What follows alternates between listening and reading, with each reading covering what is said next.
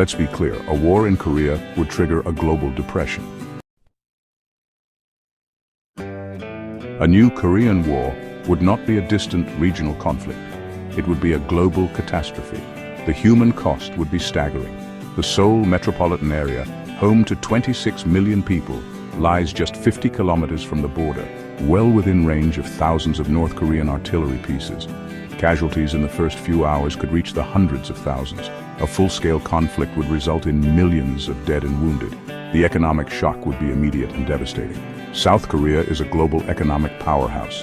It is home to giants like Samsung and Hyundai. Let's be clear, a war in Korea would trigger a global depression. South Korea is the world's largest producer of memory chips, which are essential for everything from your smartphone to data centers to cars.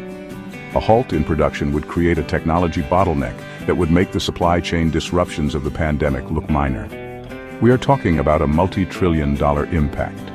The geopolitical fallout would redefine the world order. The 28,500 US troops stationed in South Korea would be drawn in from the first minute, potentially leading to a direct conflict between the United States and North Korea. China faces an impossible choice: intervene to save its buffer state and risk war with the US, or stand back and face a refugee crisis and a unified US-allied Korea on its border. Japan and Russia would also be immediately impacted. The conflict could become a proxy for, or even a direct catalyst of, a great power war. And finally, there is the ultimate fear. If his regime is on the brink of collapse, would Kim Jong-un use his nuclear weapons? The answer is almost certainly yes. The use of even one tactical nuclear weapon would shatter the 75-year-old nuclear taboo and plunge the world into an unimaginable crisis. An armed and ready North Korea. A defiant and prepared South Korea. Silent phone lines and escalating rhetoric.